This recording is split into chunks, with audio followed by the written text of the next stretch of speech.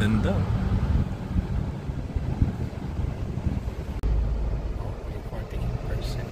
Oh, 3 megapixels na to ma'am, no? Tapos may sensor din yan na 4. Oo.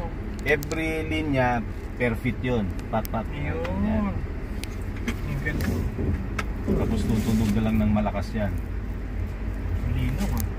Ito mamaya sir, huwag mong tapakan yung silindador na ang lakas ng batak niya. O, i-testing mo dyan sa baba mamaya. Okay, tapos ilalagay ko sa drive. Full mo lang din. First time to na ano ah. Mas maganda to dalhin. Kayo. Patay tayo dyan mga. Save lang din naman yung pan eh. Kung nakapag-down kayo, ano tawag nito? Ilipat lang. Kung sakali may available units to. Meron na. Gusto mo makita, nandyan sa baba. May red, white, gray. Kaya lang hindi niya kaya yung ano. Konti lang kasi ang lapat kasi ng dynamo niya. Hindi pwedeng mag-total ganun kasi sasayad sir. Medyo tapakan mo. Ha? Sasayad. Sige dito. Hindi talaga siya ano. Hindi katulad ni ano. Hindi, punggok kasi siya eh. Ito mahaba to eh. Ginawa mong laruan mo. Kaya nga eh.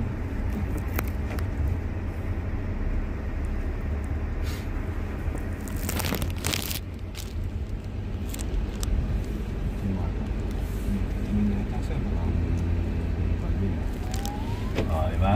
Oo. Lakas nito. Ay, grabe ang lakas nito. Lakas ng batak nun din. Lalo kung nasa highway pa tayo niyan. Tumutun Ayun si akets daw. Angets. Ayun, iniisip ko sa sayad dun, hindi naman pala. Hindi, ang taas nito sir. Okay. Almost 200 na to. Millimeter. Kung mataas yung BF3, mas mataas to. Talaga. Anong kinaiba nito sa Ato? Ato kasi mami, SUV siya.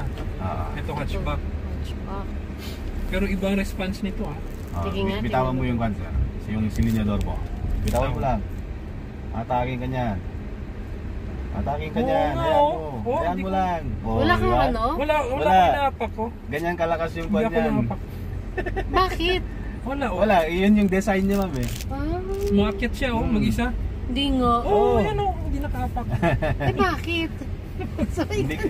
Ganon siya kakwan ma'am. Ganon kakwan ng motor nito. High-tech naman. So meron din tong sir, meron din tong yung automatic ano yun? Ay, oo nga pala, di natin testing. Sige, testing mo sir, ulitin mo. Automatic Yung hill assist. Yun na nga yung paka-assist. Yun nga lang, hatakin ka niya ng pan na. Bante. Yun nga lang, yun nga. Pero hindi kwan yun siya sir, naka-stop.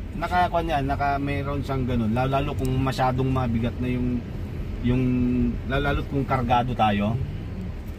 Yan sir, ito lang medyo problema natin. Hindi lang kwan. Pero hindi problema yan. Meron naman siyang 360? Rear lang. Rear lang siya. At least meron, mas malinaw. Tsaka mas smooth ang suspension nito sir. Yes, pansin ko nga. Hindi kanina di ba medyo naikaldag tayo eh. Totoo. Ito kahit puno ka dito ma'am, hindi ka kwan dito. Ilang kilograms ang nito? Ito kaya niya ng half ton to. So 500. Ayun. Tapos may sports mode ka pala eh. Yes. Naka-sports mode ka pala. Sports at saka Naka-sports ba ako? Oo. Kaya pansin. Ganyan. Ngayon sir, Tapos stop ko. Preno. Okay. Tapos kung mare-traffic, go na.